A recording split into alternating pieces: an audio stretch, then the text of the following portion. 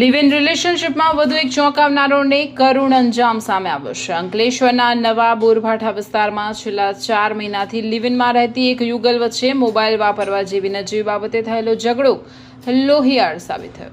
ઉશ્કેરાયેલા 24 વર્ષીય યુવકે તેની 30 વર્ષીય લિવ ઇન પાર્ટનર પર વજનદાર હથિયાર વડે જીવલેણ હુમલો કરી મોતને ઘાટ ઉતારી દીધી છે। પોલીસ સૂત્રો પાસેથી મળતી માહિતી મુજબ નવા બોરભાઠા ગામની તક્ષશિલા સ્કૂલની પાછળ આવેલી એક સોસાયટીમાં 24 વર્ષીય જગદીશ ઉર્ફે જગ્ગુ રમેશ રાઠોડ અને 30 વર્ષીય રેણુકાબેન કલ્પેશ રાઠોડ છેલ્લા 4 મહિનાથી લિવ ઇન રિલેશનશિપમાં રહેતા હતા। ગત રોજ સાંજે જમતી સમયે મોબાઈલનો ઉપયોગ કરતા હતા, જે બાબતે જગદીશ સાથે બોલાચાલી થઈ હતી। જોતજોતામાં આ ઝઘડાએ ઉગ્ર સ્વરૂપ ધારણ કરી લીધું। ગુસ્સા પરથી કાબુ ગુમાવી બેસેલા જગદીશે ઘરમાં રહેલા એક વજનદાર હથિયાર વડે રેણુકાબેન પર તૂટી પડ્યો હતો। તેણે રેણુકાબેનના મોઢા પર તેમજ શરીરના અન્ય ભાગો પર ધડાધડ ઘા ઝીંકી દીધા હતા। લોહી લુહાણ હાલતમાં ચીસાચીસ થતા આસપાસના લોકો દોડી આવ્યા।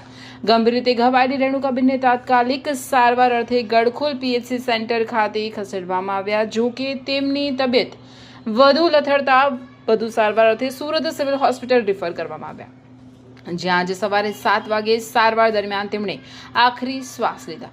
મૃતક રેણુકાબેનને અગાઉના પતિથી 2 સંતાનો હતા। બંને બાળકો પણ માતા અને જગદીશ સાથે જ રહેતા હતા। માતાની નજર સામે જ થયેલા લોહિયાળ ખેલ અને ત્યારબાદ માતાના મોતના પગલે બંને બાળકોએ છત્રછાયા ગુમાવી દીધી છે અને તેઓ આઘાતમાં સરી પડ્યા છે। હત્યારા જગદીશ ઉર્ફે જગ્ગાને પોલીસે દબોચી લીધું। ઘટનાની જાણ થતાં જ અંકલેશ્વર પોલીસનું કાફલું ઘટના સ્થળે દોડી ગયું હતું। પોલીસે ગુનો નોંધી ગણતરીના કલાકોમાં જ હુમલાખોર આરોપી જગદીશ ઉર્ફે જગ્ગુ રમેશ રાઠોડને ઝડપી પાડ્યો હતો। આજે પોલીસની ટીમ આરોપીને સાથે રાખી ઘટના સ્થળે પહોંચી હતી, જ્યારે સ્થળ પંચનામું કરી જરૂરી સાંયોગિક પુરાવા એકત્રિત કરવામાં આવ્યા છે। પોલીસે હત્યાનો ગુનો નોંધી આગળની કાયદેસરની તપાસ તેજ કરી છે।